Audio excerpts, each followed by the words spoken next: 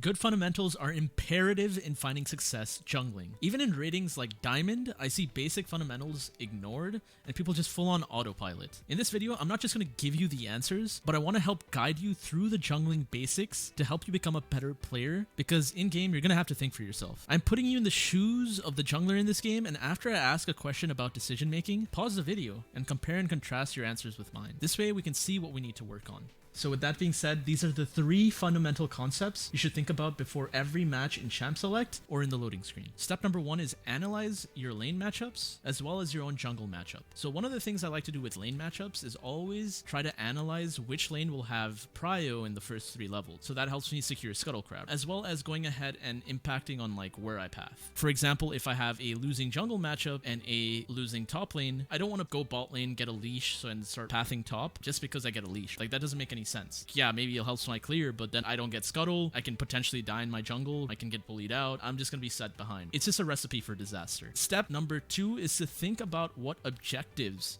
you want to play for based on the lane matchups, so it kind of builds off of that. That means basically, like, for instance, are Rift Heralds like higher priority to win this game? In most cases in solo queue, this is just my opinion, it's not fact, but gold is the most like flat out advantage rather than like dragons, just because I've come to find that the first 10 minutes of a game really matter a lot, since people just like mental wombs like so easily. But again, like, you know, there are games that people just stack dragons and just win off of dragons. That's why this is really important, is to think about which objective is higher priority, and that also will impact on like how you path, again, because of the lane matchups. All right, and then step number 3 again just builds off of step number 1, and step number 2 is just thinking about what the enemy jungle wants to do and where he wants to start. So this is really important for your jungle matchup, because if you have a losing jungle matchup, you tend to want to path away from the enemy jungler, unless like your side of the map is just like your mid and like top, for instance, are like completely winning and you would just path on the same side, and that can be a thing, just depending on the situation. But these are the 3 basic concepts I wanted you to think about when we start looking at this replay, okay?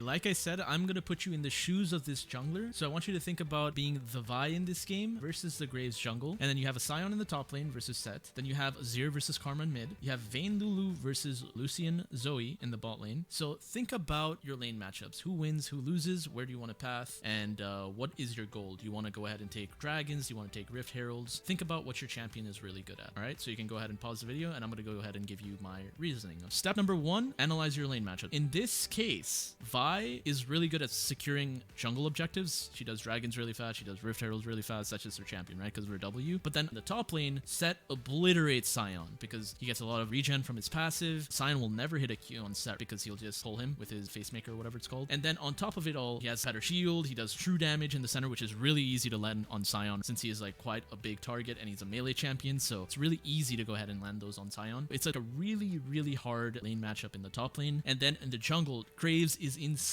strong early. In this case, the Graves is running Fleet Footwork, but if you're playing versus a really good Graves, he's going to run Dark Harvest and go like, you know, Sun and Impact, gives him the early 7 lethality in the early game. He's going to do a lot of damage. Not only that, his clear is pretty fast as well right now, since Buffsy did receive a few months ago where he got the 2 extra AD. Might not seem like a lot, but it did give him the ability to go ahead and 315 full clear, so he can be at Scuttle Crab with level 4. So generally in this jungle matchup, you don't want to start bot lane just because you can get a leash. You want to go ahead and path away. So let's go ahead and see this play out.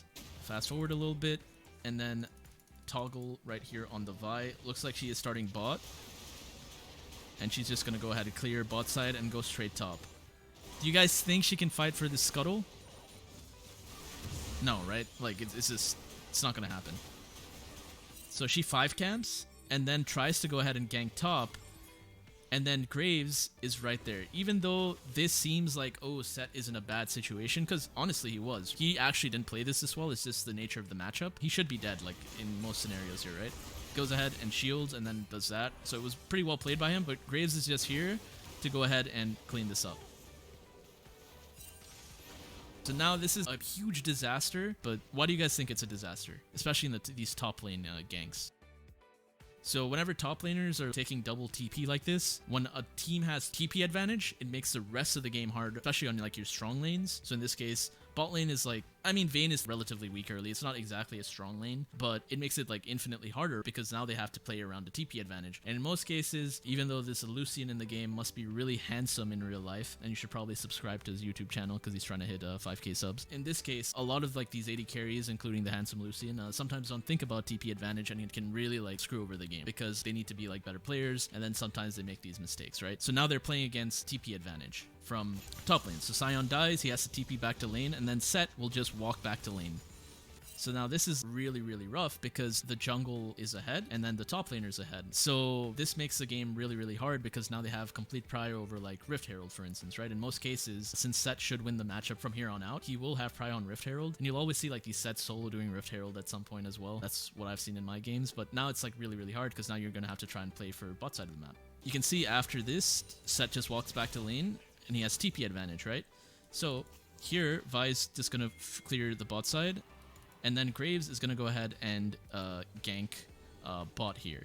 Now, this is again bot lane's fault. This has nothing to do with the jungler. What happened here is basically bot lane should know that Graves was just top. He's resetting after that gank. He has no camps on his top side, so he has to be bot. It has nothing to do with wards. You should just know. Like, you have to have the game sense to understand, like, hey, he's going to be bot side. For instance, if you have a ward here, you know, that's always like the cop-out excuse. You should just ward here, right? And you'll be fine, right? By the time, like, this ward sees him, it's like, it's too late for you guys, you know? So you need to go ahead and have the game sense to understand that he's in the bot side of the map now, and you need to, like, play the matchup in accordance to that. Okay, so this was the bot lane's fault. But now, Vi doesn't really get to do anything here. Like, she's just... The only option is, like, she goes ahead and full clears. Now, when I say she doesn't really get to do anything, usually, for instance, if she did path the correct way, she could take the jungle camps in the opposite side of the map, or we'd already have, like, an advantage in the bot lane because she would have ganked, or she would have, you know, taken his camps on the bot side of the map when he ganked top. So it's like, there has to be, like, a give and take. But here, there is no give and take. The Vi's just given. She's not taking his jungle camps. She's not getting anything out of it. She's just taking her own jungle camps. There's no counter jungling. There has to be a give and take. That's why I was saying with first dragons, it's really important that when you take the first dragon, or if the opponent takes the first dragon, you take their entire topside quadrant jungle, because otherwise you just get it for free and you get nothing, or you take Rift Herald. There has to be a trade-off. So in this case, there's not. So now you'll see Vi, this is really dangerous, but she's pathing towards top again. Luckily, Set does not see her, but think about how dangerous this is. She's trying to take the trade now and trying to take the camp, so it's too late. This is just really bad jungling. Like, she's in enemy territory. If that Set saw her, she's dead again, because Graves is going to cut her off. Even though mid lane's there, maybe she can help, but most likely she will die before then. Especially if she's using her Q to, like, go ahead and cut the distance faster or just move along the rift faster. It's not a good idea. So now she has to go ahead and recall. And now this is, like, really interesting pathing.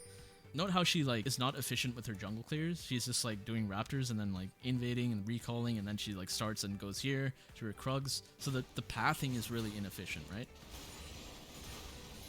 Let's see. Graves goes ahead and ganks mid now, right? And there was still no trade-off. Like, imagine if she you know, her pathing was better. She does not go to randomly, like, Krugs and do one camp here, because her Gromp spawning up, right? Like, it's better. It makes more sense to do blue here, Gromp, and then potentially look bot, especially considering, like, they blew Lulu's flash earlier. But now, again, so she's going to go ahead and path here. She does not do her Gromp. Gank spot. Successful gank bot. So this worked out really well. Again, they didn't have summoners. Number one thing, so after this, you have to try to go ahead and think about what plants are up. So in this case, the honey fruit is up. And then think about, like, shoving the wave and getting the objective. As a jungler, don't care about taxing the wave. If, like, the bot lane's flaming you for taking the wave, it is what it is. You have to do it. Guess what? If you don't do it and you go start this dragon, they're not going to rotate. So I'm telling you right now, like, AD carries, speaking as I play both AD carry and jungle, we're greedy, man. AD carries are greedy. They want every farm they can get. And they will not rotate. They will literally let you die to that dragon, even though you have an advantage. So you push that wave, so they have nothing to do, and the only options they have if you push the wave is they recall or they help you with the dragon. In most cases, they're going to help you with the dragon, okay? So I want you to, like, see, he does Gromp to try and heal, which is understandable. He's pretty low. But I want you to see also, like, what the Graves is doing. So I'm going to rewind here. This is one of the biggest mistakes I see a lot of junglers do, is they will suicide for an Infernal Drake and think it's worth it. That Infernal Drake is not worth that much early game. It's like literally 5 AD, and then it becomes like 11 to 15 AD later on into the game, depending on, like, what item state you have. But it's not good enough to die for and then, like, throw away your entire advantage and give it right back. This is really fucking weird to me. So you, like, go ahead and walk over, blind, jungle plant over and just start the dragon while his bot lane is dead. Mid lane's like even, whatever, like, and then he's starting dragon. He thinks like, oh, Vi is low enough, maybe they can't do it, but he sees this on the map, but like we can at any time go ahead and rotate here. And if you guys didn't know, like Graves has to use quick draw to go ahead and chank dragon at times, so he can get the extra armor from his passive, right? So with quick draw down, becomes a relatively easy kill since he can't just dash over the wall. So now he secures dragon while his bot lane was dead. So that's an issue. Already you can see the early game going in shambles. And then Vi like goes spawn, resets, gets a kill on top. That's pretty good. But you guys can see how reactive all these skills are, right? There's no plan here. Vi's just going to Krugs and walking across the map for one camp. This is all reactive. And whenever you're reactively jungling, if you're doing it the entire time, it shows that you don't know how to jungle. Because you're just jungling like on autopilot, basically. You don't actually have a plan. You don't have any like fundamentals. You're just kind of playing the game to play the game. And, you know, hopefully you win the coin flip and you end up winning the game. But it's not the proper way to jungle. And this is why I want to go ahead and make this video. Because I want to show you how important the first 10 minutes of the game are. And how important it is that you have a plan going into the game and you understand how to develop the plan. This is why these 3 fundamental concepts are super important, because they help you formulate a plan. That way you can win your early game or play it to the optimal state that you want to play it and then go from there. And again, most games people just mental boom. I'm telling you, if there's a forfeit 15, we've all heard it, right? So in these first 10 minutes, if you do really, really well and your plan works, the game should be won by then. If you did enjoy this video, please make sure you subscribe. I'm trying to hit 5k subs. If you could help me hit that goal after 10 years of being a YouTuber, that'd be amazing. And if you'd like to see more videos, go ahead and let me know in the comments. Love to get any discussion in the comments going, and I can go ahead and answer those. And yeah, I'll see you in the next video. Thanks for watching. Share the videos with your friends. I'll see you later. Bye.